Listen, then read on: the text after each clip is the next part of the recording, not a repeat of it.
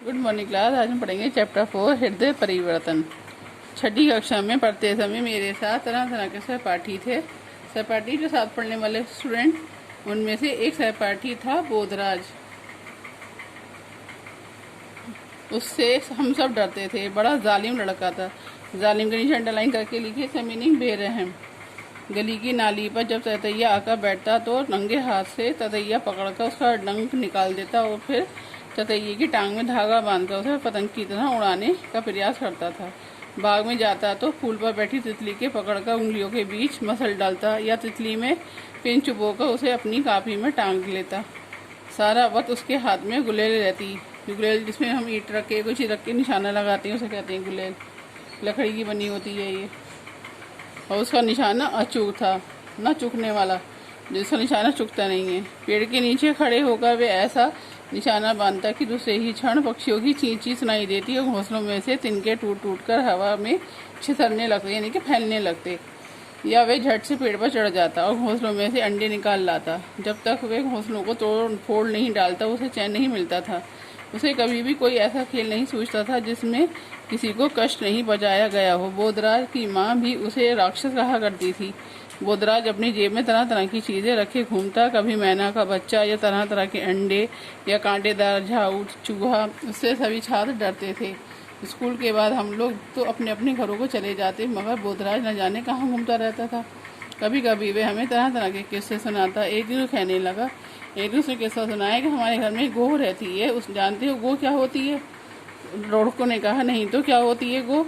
तो गो सांप जैसा एक जानवर है, बलिशत भर लंबा। बलिशत यानी कि भित्ता, मगर उसके पैर होते हैं 8 पंजे होते हैं। सांप के पैर नहीं होते। सुनकर हम सिहर उठे, यानी कि हम डर गए। चोर अपने साथ गो को रखते हैं। वे दीवार फांदने के लिए गो का इस्तेमाल करते हैं। वे गो की एक टांग में रस्सी बांध देते हैं, फिर जिस दीवार को फांदना हो रस्सी झुलाकर दीवार के ऊपर की ओर फेंकते हैं। दीवार के साथ लगते ही गो अपने पंजों से दीवार को मजबूती से पकड़ लेती है। उसका पंजा इतना मजबूत होता है कि फिर रस्सी को 10 आदमी भी खींचें तो गो दीवार को नहीं छोड़ती। चोर उसी रस्सी के सहारे दीवार फांद जाते हैं। फिर दीवार को तुम्हारी गो छोड़ती कैसे है? मैंने पूछा। ऊपर पहुंचकर चोर उसे थोड़ा सा दूध पिलाते हैं। दूध पीते ही गो के पंजे ढीले पड़ जाते हैं। इसी तरह के किस्से बोधराज अक्सर हमें सुनाता था।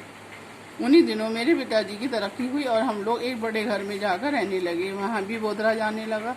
शायद उसे मालूम हो गया कि यहाँ शिकार अच्छा मिलेगा, क्योंकि उस पुराने घर के आंगन में अनेक पक्षियों के घोंसले थे। घर के पिछले हिस्से में एक बड़ा गोदाम था। वहाँ पर कबूतरों का डेरा था। वहीं पर टूटे रोशनदान के पास एक मैना का घोंसला था। कमरे के फर्श पर पंख और टूटे अंडे तथा घोंसलों के तिनके बिखरे रहते थे। बोधराज घर आता तो मैं उसके साथ घूमने निकल जाता था। माँ को भी मेरा बोधराज के साथ घूमना अच्छा नहीं लगता था, मगर वो जानती थी कि मैं अकेला घर में पड़ा पड़ा क्या करूँगा। मैं भी उसे राक्षस कहती थी और उसे बहुत समझाती थी कि निरीह जानवरों को तंग नहीं किया करते। एक दिन माँ मुझसे बोली, अगर तुम्हारे दोस्त को घोंसले तोड़ने में आनंद आता है तो उससे कहो कि हमारे गोदाम में से घोंसले साफ कर दे। मगर माँ, तुम खुद ही तो कहती थी कि जो घोंसले तोड़ता है उसे पाप लगता है। मैं ये थोड़े ही कहती हूँ कि पक्षियों को मारे। वे तो पक्षियों पर गुलेल चलाता है, उन्हें मारता है, लेकिन खाली घोंसला हटाना तो दूसरी बात है। जब बोधराज घर आया तो मैं उसे गोदाम में ले गया। शाम भी हो रही थी। वहाँ पहुँचे तो बला की बू थी, यानी कि बदबू थी, और फर्श पर चारों ओर पक्षियों के पंख और बीट फैले पड़े थे। सच पूछो तो मैं डर गया। मैंने सोचा यहाँ भी बोधराज अपना घिनौना शिकार खेलेगा। घिनौना का अंडरलाइन करके लिखिए, यानी कि जैसे घिनौना है। शिकार खेलेगा, वे घोंसलों को तोड़ तोड़ कर गिराएगा, उनके अंडे तोड़ेगा, ऐसी सभी बातें करेगा जिनसे मेरा दिल दहलता था, यानी कि मुझे बहुत बुरा लगता था। न जाने माँ ने क्यों कह दिया था कि इसे गोदाम में ले जाओ और इसे कहो कि गोदाम में से सारे घोंसले साफ कर दे। मैंने बोधराज की ओर देखा तो उसने गुलेल संभाल ली थी और बड़े चाव से छत के नीचे मैना के घोंसले की ओर देख रहा था, जिसमें से उभरे हुए तिनके और रुई के फोए हमें नजर आ रहे थे। कबूतर अलग से दूसरी ओर शहतीर पर गुटरगू करते हुए घूम रहे थे। शहतीर अंडरलाइन करिए, इसका मीनिंग लिखिए, लकड़ी का बड़ा मोटा लट्ठा।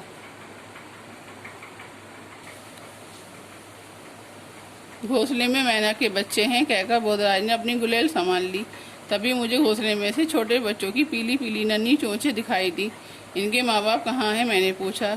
चुग्गा लेने गए हैं, यानी कि जो बच्चे खाते हैं दाना, वो लेने गए हैं। आप भी आते ही होंगे, कहते हुए बोधराज ने गुलेल उठाई। मैं उसे रोकना चाहता था कि घोंसले पर गुलेल न चलाए, पर तभी बोधराज की गुलेल की फर फर की आवाज़ निकली और उसके बाद ज़ोर से टन की आवाज़ आई। गुलेल का कंकड़, जो गुलेल में कंकड़ लगा के निशाना लगाते हैं, उसे घोंसले में ना लगाकर सीधा टीन की छत पर जा लगा। तभी बोधराज ने गुलेल से एक और वार किया। इस पर कंकड़ क्षैतिज में लगा। बोधराज अपने अचूक निशाने पर अकड़ा करता था। 2 निशाने चूक जाने पर अब वह बौखला उठा। अब की बार वह थोड़ी देर तक चुपचाप खड़ा रहा। जिस वक्त मैना के बच्चों ने चोंच फिर से उठाई, उसी समय बोधराज ने तीसरा वार किया। अब की कंकड़ घोंसले के किनारे पर लगा। 3-4 खिनके और रुई के गोले उड़े, लेकिन घोंसला नहीं गिरा। बोधराज ने फिर से गुलेल तान ली थी। तभी कमरे में एक भयानक साया दिखाई दिया। रोशनदान पर एक बड़ी सी चील पंख फैलाए बैठी थी। हम दोनों ठिठक कर उसकी ओर देखने लगे। रोशनदान में बैठी चील बहुत भयानक लग रही थी। ये चील का घोंसला होगा और चील अपने घोंसले में लौटी होगी, मैंने उसे कहा। नहीं, चील का घोंसला यहाँ कैसे हो सकता है? चील अपना घोंसला ऊंचे पेड़ों पर बनाती है, ये मैना का ही घोंसला है, बोधराज ने कहा। उस वक्त घोंसले में से चींची की आवाज़ आने लगी और मैना के बच्चे पंख फड़फड़ाकर चहचहाने लगे। हम दोनों निश्चेष्ट से खड़े हो गए। इसको अंडरलाइन करके इसका मीनिंग लिखिए, यानी कि अचेत, चेष्टा सहित, ये देखने के लिए कि अब चील क्या करेगी। हम दोनों लगातार चील की ओर देखे जा रहे थे। अब चील रोशनदान में से अंदर आकर शहतीर पर बैठ गई। वे अपना छोटा सा सिर हिलाती और कभी दाएं और वे कभी बाएं ओर देखने लगती। मैं चुपचाप था। बोधराज भी न जाने क्या सोच रहा था। ये यहाँ रोज़ आती होगी, बोधराज बोला। अब मेरी समझ में आ गया क्यों फर्श पर जगह जगह पंख और मांस के लोथड़े बिखरे पड़े रहते हैं। चील ज़रूर हर आए दिन घोंसले पर झटपटा मारती होगी, यानी कि शिकार करती होगी। बोधराज अभी भी लगातार चील की ओर देख रहा था। अब चील धीरे धीरे शहतीर पर चलती हुई घोंसले की ओर बढ़ने लगी थी और घोंसले में बैठे मैना के बच्चे पंख फड़फड़ाने और चीखने लगे। बोधराज अब भी मूर्तिवत खड़ा चील की ओर ताके जा रहा था।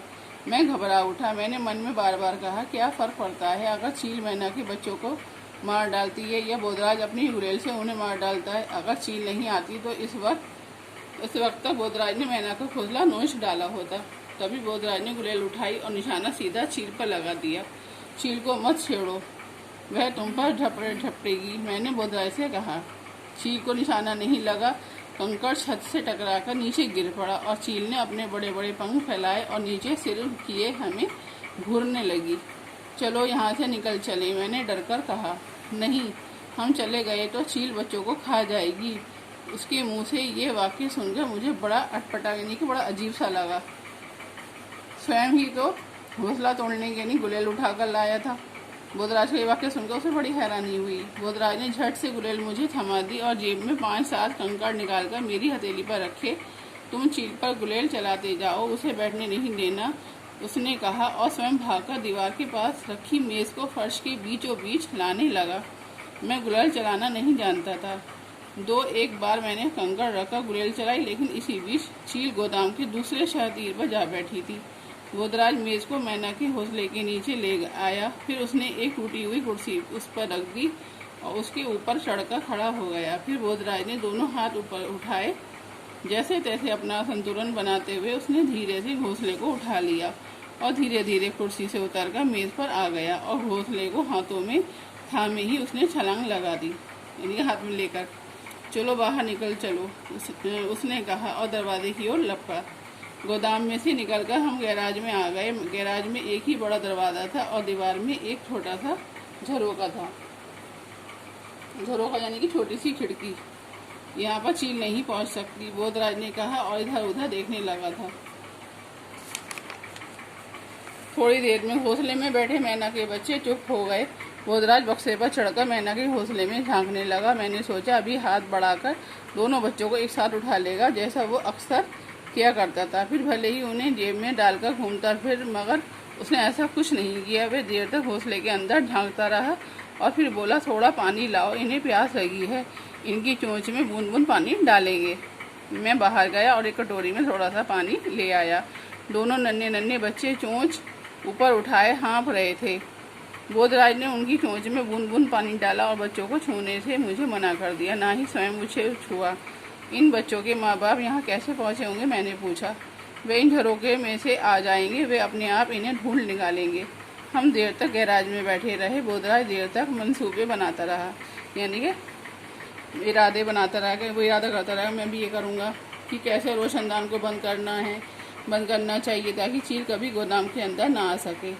उस शाम वे चील की ही बातें करता रहा। दूसरे दिन जब बोधराज मेरे घर आया तो ना तो उसके हाथ में गुड़ेल थी और ना ही जेब में कंकड़, बल्कि जेब में बहुत सा चुग्गा भर कर लाया था, यानी जो दाना होता है जो चुगते हैं वो परिंदे।